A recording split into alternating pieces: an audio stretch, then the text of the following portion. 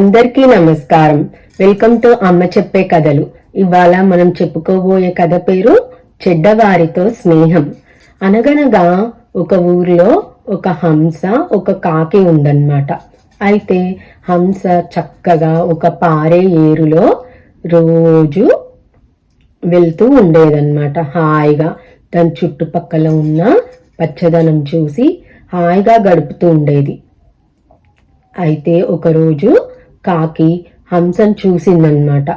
కాకి అనుకుంది హంసతోటి స్నేహం చేయాలని అనుకుందన్నమాట. అనుకొని కాకి హంస దగ్గరికి వెళ్ళి, హంస హంస నాకు నీతో స్నేహం చేయాలని ఉంది, ఒప్పుకోవా అని కాకి హంసను అడిగింది. హంస అందుకు ఆలోచించడం మొదలుపెట్టిందన్నమాట. లోపల హంస అనుకుంటుంది, కాకితో నాకు స్నేహం ఏంటి, కాకికి హంసకి వైరం కదా, అంటే ఆ రెండు కొట్టుకుంటాయన్నమాట.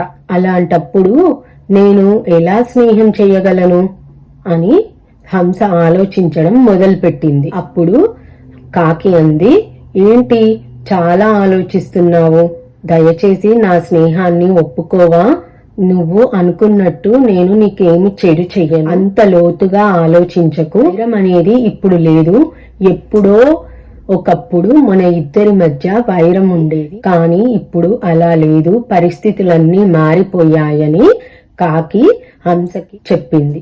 కాకి బ్రతిమాలుకుంటుంది హంసని, దయచేసి నాతో స్నేహం చెయ్యవా అని చాలా బ్రతిమాలడం చూసి హంస సరేలే స్నేహం చేస్తాను అని అందన్నమాట కాకితోటి. అప్పుడు ఒకరోజు ఏమైందంటే, హంస ఉండే చోటుకి వేటగాడు వచ్చాడనమాట. వేటగాడు వేట కోసం వచ్చి చాలా అలసిపోయాడు.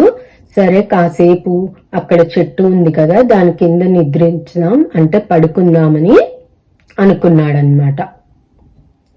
కాసేపు అలా పడుకున్నాక హంస చూసింది వేటగాడు చెట్టు కింద పడుకోవడం చూసి, ఒక చెట్టు సందులో నుంచి ఎండబడుతుందన్నమాట.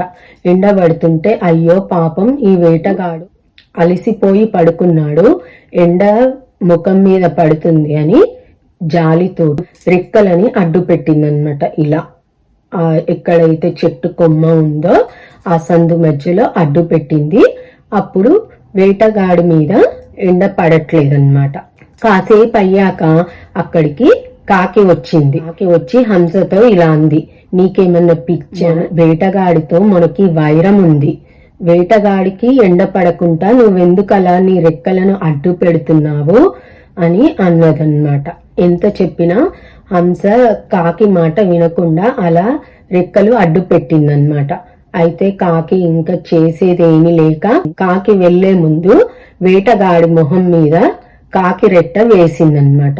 వేసి వెళ్ళిపోయి అప్పుడే వేటగాడికి మెలకు వచ్చింది. లేచి చూసే వరకు పైన హంస ఉందన్నమాట. పైన హంస కనబడింది. అప్పుడు వేటగాడు అనుకున్నాడు, ఓహో ఈ హంసనేనా నా మీద రెట్ట వేసింది అని బాణం పెట్టేసి హంసని చంపేశాడు. కథ కంచికి మనం ఇంటికి. ఈ కథ వల్ల మనకు అర్థమైంది ఏంటంటే, చెడ్డవారితో స్నేహం చేస్తే, ఈ కథలో కాకి చెడ్డది, హంస మంచిది. కాకితో హంస స్నేహం చేసినందుకు హంస చనిపోయే పరిస్థితి వచ్చింది. అలాగే చెడ్డవారితో స్నేహం చేస్తే, అంటే చెడు ప్రవర్తన ఉన్న వాళ్ళతో మనం స్నేహం చేస్తే మనకు కూడా కష్టాలు తప్పవు. అందుకే మంచి ప్రవర్తన వాళ్ళతోనే మనం స్నేహం చేయాలి. Please like, share and subscribe.